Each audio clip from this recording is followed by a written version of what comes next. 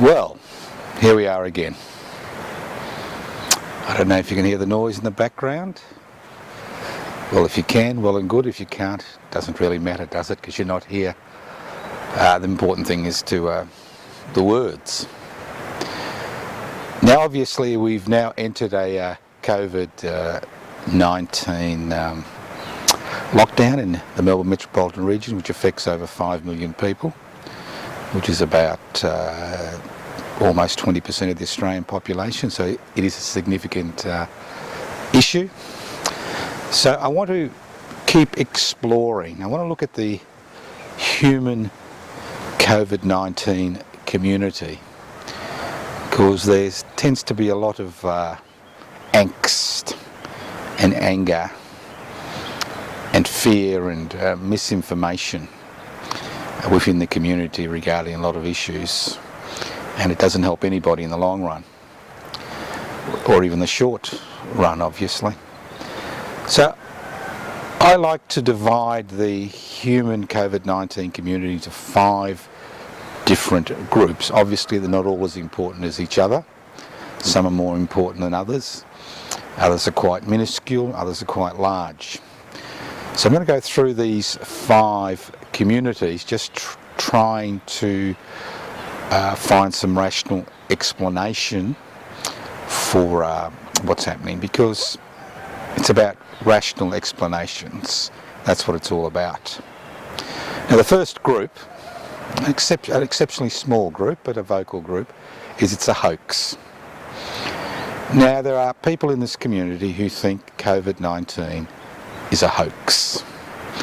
Irrespective of over 600,000 deaths around the world in the last 4 months, it's a hoax. It's all a hoax, and we've even seen the President of the United States of America call it a hoax. And you really need to think about, why do people think it's a hoax? And to a significant degree, denial is part and parcel of the human condition. When we don't have control over a situation, or we feel we have no control over a situation, we tend to deny what's happening around us and create our own reality. So all these people who think it's a hoax, unless it affects them personally, unless they catch COVID-19 or an immediate family member or friend catches COVID-19, as far as they're concerned, it's a hoax. Now, the next group is a little bit more substantial, but again, it's a minuscule group. It's the 1 + 1 = 3 brigade. Now, you and I know that 1 + 1 = 2. Well, we think we know that 1 + 1 = 2. There is a group in society which is helped by social media, which gives people the opportunity to communicate with people with similar opinions and spread ideas amongst the community. So the 1 + 1 = 3 brigade is broken up into 2 distinct sectors. The first sector is a politically naive group, which talks about things like the virus being, they accept that the virus is real. Unlike those who think it's a hoax, they accept the virus is real, but they are looking for reasons. They are trying to find scapegoats. They're trying to point the bone at particular situations and identities in order to give them some sense of stability and understanding of what's happening. So the first 1 + 1 group is those that think it's a 5G problem. The virus is due to the 5th generation, telecommunications network. Then there are those who think it's a world government plot, and there are those who think it's, and the key word is think, and believe that it is it's powerful forces in the community who are manipulating the economy to suit them, who are manipulating the situation in order to introduce compulsory vaccination around the world. Now, there's a more sophisticated 1 + 1 = 3 group, and that's the group that's got a little bit of political background to them, and they like to assign the blame to political forces like Mossad, or the CIA, or the Russian Secret Service, or the Chinese Communist Party. And And obviously they're looking for sources of the situation. Now the problem with the 1+1=3 brigade is that although they may have an embryonic idea which may have some vague, very vague connection to reality, what they do then is they look around, fiddle about, try to find situations, no matter how esoteric or obscure, that confirms their particular belief system, because these are delusional belief systems. These are delusional belief systems which are not based on fact, not rational. So you've got this particular group in society which is exceptionally vocal, which is able to manipulate and use social media to cause a lot of concern in the community. They're looking for scapegoats. It's not unusual for communities to look for scapegoats in times of crisis. We saw with the refugee crisis in Syria that the Syrian refugees were scapegoats. When bubonic plague broke out in Sydney in 1902, or was it 1903, the locals burnt down all the homes which are owned by the Chinese. They had shops and homes because they believed they were responsible for the plague. So it is not unusual for people who find themselves in situations they can't understand, who are trying to find scapegoats.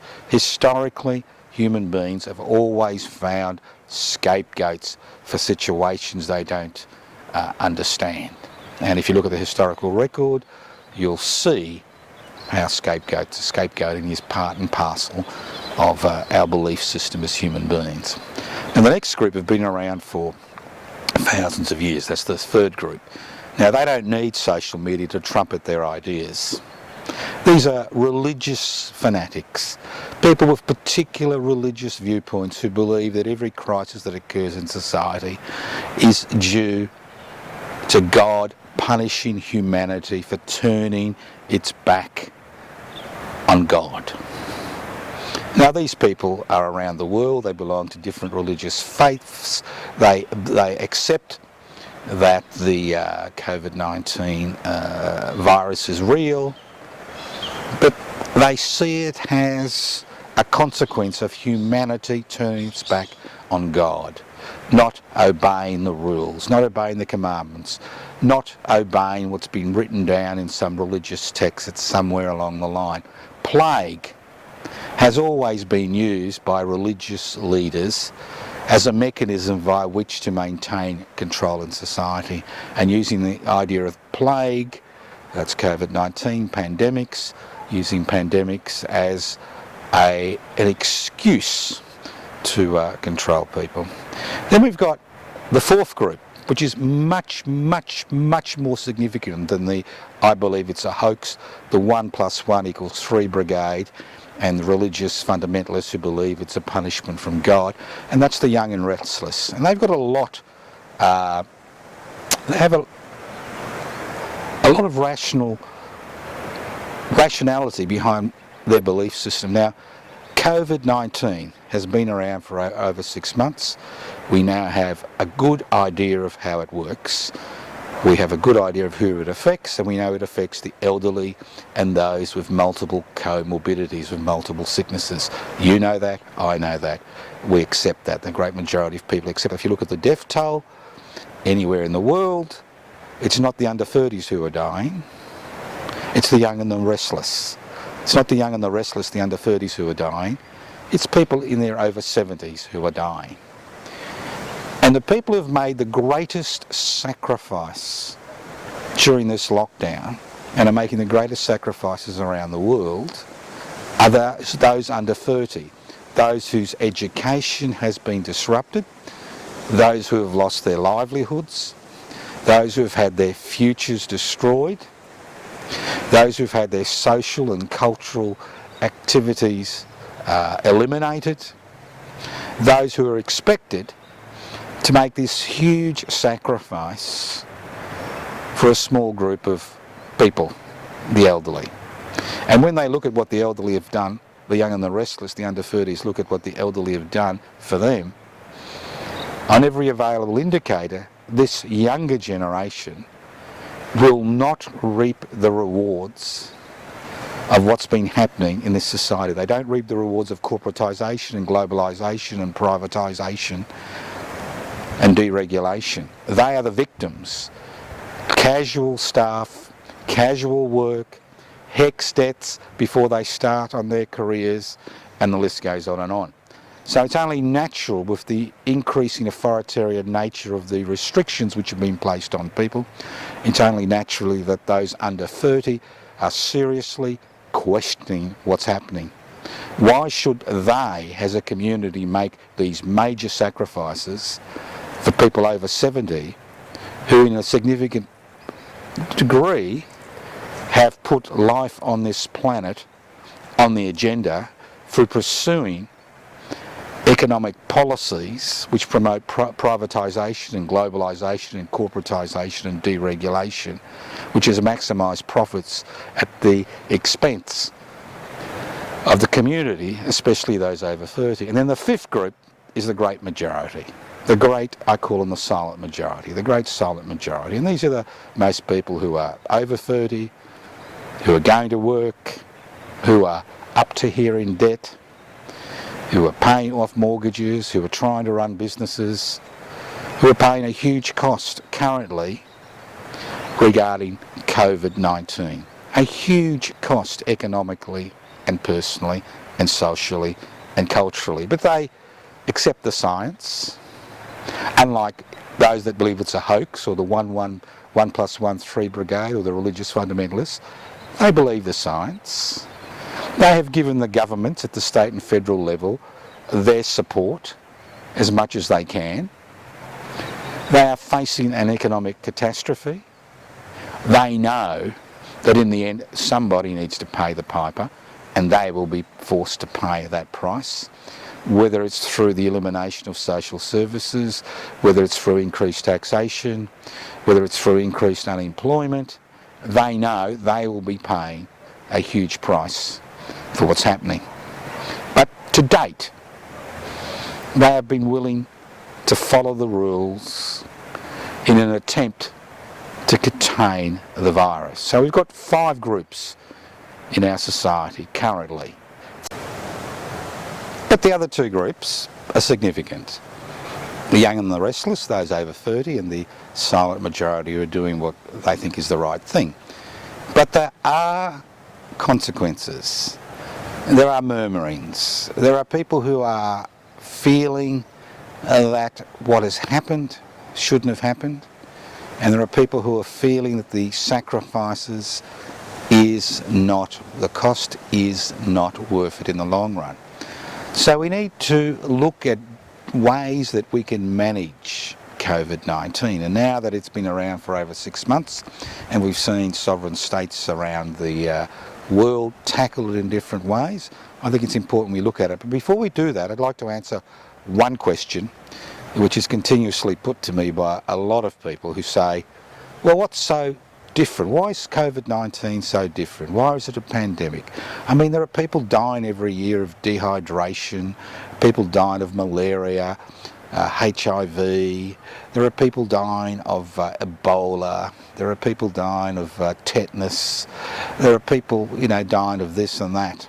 Well, obviously there are many diseases in the world, but the difference between HIV, the difference between COVID-19 and the rest of these diseases is threefold. One, the first thing is it's a new virus that has crossed the animal-human barrier. Therefore, there is no herd immunity in the community. That means everybody is vulnerable. Now, as far as malaria is concerned, as far as Ebola is concerned, influenza is concerned, and the list goes on and on, there is some herd immunity in the community.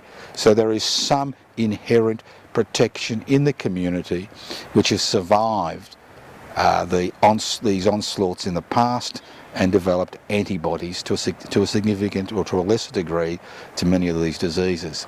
And the second difference is there is no treatment. We have many treatments for bacterial infections. It's unusual to die of bacterial infection today. Well, before the antibiotic age, significant numbers of people would die.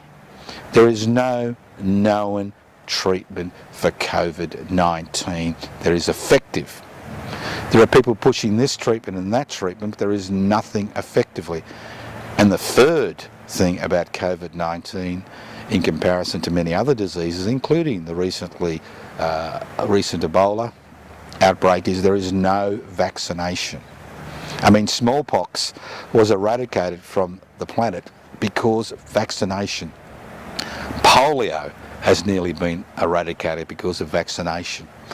So those people who compare COVID-19 to other illnesses in the community need to understand there are three differences. One, there is minimal herd immunity. Two, there is no effective treatment. And three, irrespective of what you hear in the mass media, there is no vaccination program that's been proven to be effective, and it may be a number of years before there's an effective vaccination program. So what do we do in the interim? Do we lock down society completely? Do we introduce a state of disaster and remove rights and liberties people have had for generations? Do we introduce curfews, permit system, lock people at home in an attempt to smother the virus, and it is an attempt to smother the virus and decrease it? Or do we look at what's happening around the world? If we look at Brazil, they ignored the virus and they are now paying the price with almost 100,000 dead. If you look at the United States of America, a country led by a president who thought it's all a hoax and who a great believer in the 1 + 1 = 3 brigade, well, what we've seen there is, because of their vacillation, the huge number of deaths and the huge number of infections in the United States of America. Then we look at Sweden, which has pursued a different policy. It's pursued a policy of trying to create herd immunity in the population. And in a population of around 10 million, we've had about over 5,000 deaths with minimal economic, cultural and social disruption. And then we look at another European country which has been had an effective campaign against COVID-19, and that's Germany, with a population of over 80 million. It has a death rate of about 9,000. Now, Germany has pursued a different policy, maybe a policy that we should consider pursuing, because it's been an exceptionally effective policy. It has minimised economic disruption and cultural and social disruption while maximising protection for the elderly and those with comorbidities. The German health program regarding COVID-19 has been based on isolating the elderly and those with comorbidity, while at the same time providing them with the services and the support that is necessary for them to continue to survive. So what it has done, the German experiment, what they have done in Germany is they've isolated the elderly with and those with comorbidities, because they are the most at risk of dying. Hardly anybody under 30 dies from COVID-19. A huge number of people over 70 die if the infection gets into the elderly population. So they've isolated the elderly, but at the same time allowed the virus to some degree to spread in the rest of the community, building up a herd immunity. So it looks like a win-win situation as far as the German experiment is concerned.